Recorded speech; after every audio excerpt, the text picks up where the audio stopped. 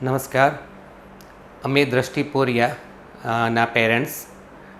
મારું નામ નિલેશ પોરિયા, મારી વાઈફ હેતલ પોરિયા. દ્રષ્ટિ 2024ની સાલમાં ઓજમાંથી નીટની એક્ઝામ પાસ કરેલી.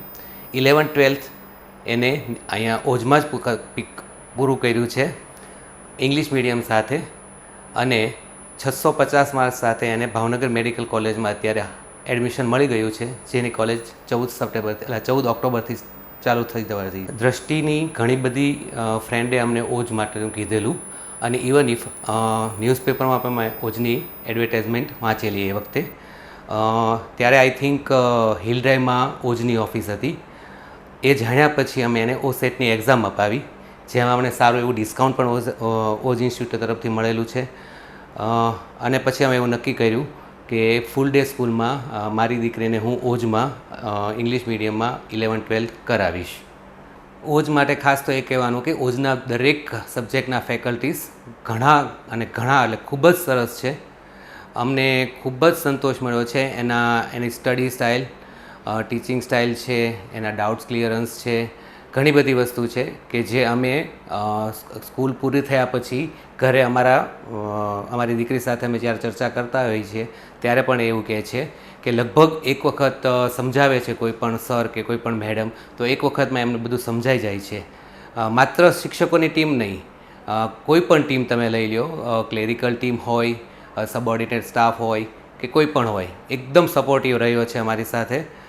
ઇવન ઇફ સ્ટુડન્ટ સાથે તો ઠીક છે, ચલો એને ડેઇલી ટૂંકમાં પહેલું હોતું હશે, ઇન્ટરોગેશન થતું હશે, પણ અમે જ્યારે કંઈક ડાઉટ માટે ક્લિયર કરવા માટે કે પેરેન્ટ્સ મિટિંગ માટે આવીએ ત્યારે બધા જ શિક્ષક અને દરેક સ્ટાફનું અમને ખૂબ જ સારો સપોર્ટ મળેલો છે. ઓજ ઇન્સ્ટિટ્યૂટની સૌથી સારી વાત અમને એ લાગી કે લેક્ચર પૂરા થયા પછી અહીંયા એક રીડિંગ સેશન હોય છે ખાસ કરીને, જેમાં સ્ટુડન્ટ અહીંયા બેસીને જ રીડિંગ કરે છે.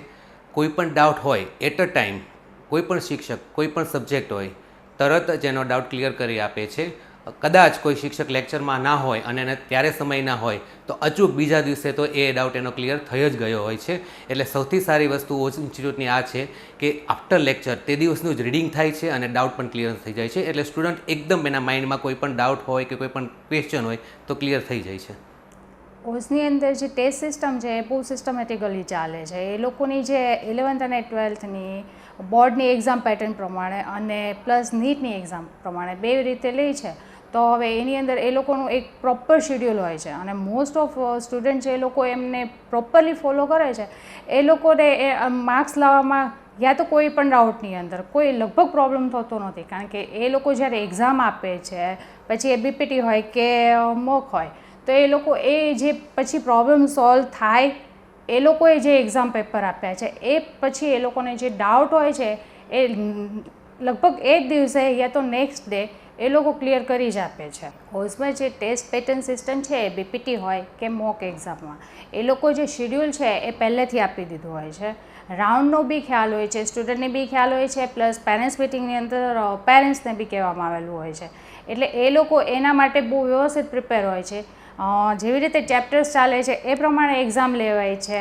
પ્લસ એ લોકોને જ્યારે એક્ઝામ કમ્પ્લીટ થાય છે યા સિલેબસ કમ્પ્લીટ થાય છે ત્યારે એ લોકોના રાઉન્ડ સ્ટાર્ટ થઈ જાય છે એક્ઝામના.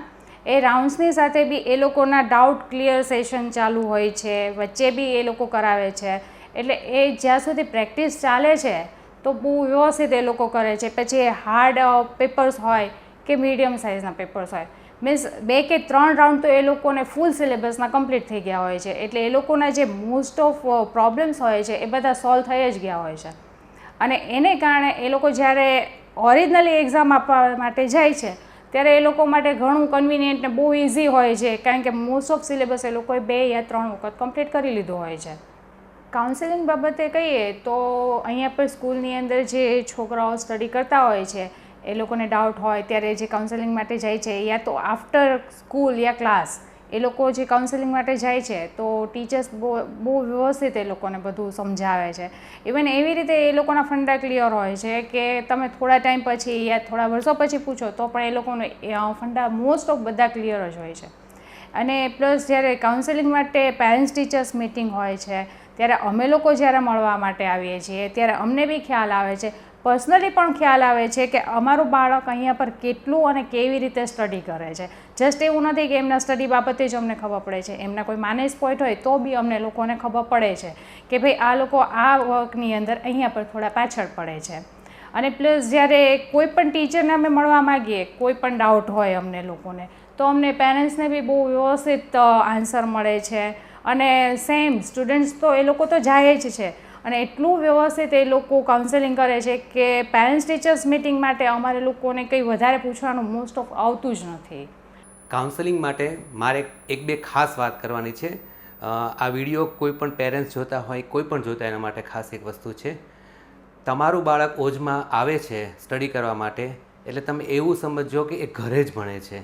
કારણ કે ખાસ કરીને કાઉન્સેલિંગમાં જે સર કે જે પણ લેક્ચરર હોય છે એ સ્ટુડન્ટના દરેક એની પર્સનલ એક્ટિવિટી જે ઘરે કરતું હોય, ઓજ ઇન્સ્ટિટ્યૂટમાં કરતું હોય કે એની સિવાય કોઈ પણ બહાર કોઈ પણ જગ્યાએ કરતું હોય, એ કોઈ એક એની એક્ટિવિટીને એનું ડિટેલ એનાલિસિસ કરી એના મીન્સ સ્ટુડન્ટને અને એના પેરેન્ટ્સને જણાવે છે કે તમારું બાળક આ રીતે આ કરે છે અથવા તો આમાં આ કરે છે. જો કાંઈ ભૂલ થતી હોય, ઇવન ઇફ એના ટાઈમ ટેબલમાં સ્ટડીના કે ખાવા પીવાથી માંડી અને સૂવાના ટાઈમ ટેબલમાં, ઇવન ઇફ ખાવા પીવામાં કઈ કઈ વસ્તુ ખાવી કઈ ના ખાવી, આ ખાવાથી આ શું થશે, કોઈ પણ વસ્તુ હોય, કોઈ પણ પર્સનલ મેન કહેવાય કે કાઉન્સેલિંગ એટલે એક ટાઈપનું શું કહેવાય કે અંગત વ્યક્તિ કેમ પોતાના બાળકને સલાહ આપતી હોય છે, એવી જ રીતે અહીંના કાઉન્સલરો અથવા તો લેક્ચરરો તમારા બાળકને એટલી હૃદય ધ્યાન રાખી અને રિટેન કરે છે કે તમારે તમારા બાળકની ચિંતા કરવાની કોઈ જરૂર પડતી જ નથી.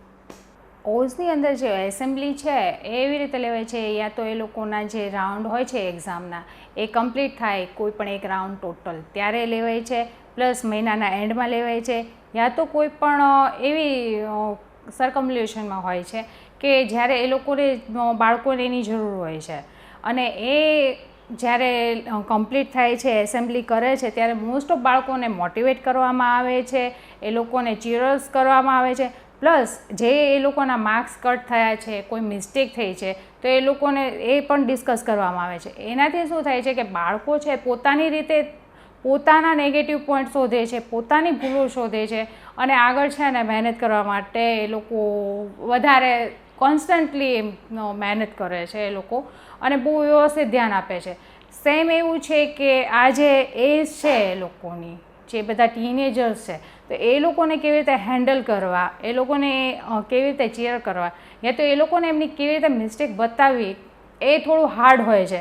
પણ એ વસ્તુ માટે ટીચર્સ છે એ એટલું પ્રોપર ધ્યાન રાખે છે ટીનેજર્સનું કે એ લોકોને મોટિવેટ કરવા માટે અને એમના નેગેટિવ પોઈન્ટ્સ અમને બહુ વ્યવસ્થિત બતાવવા માટે બહુ વ્યવસ્થિત એ લોકોને સમજાવે છે.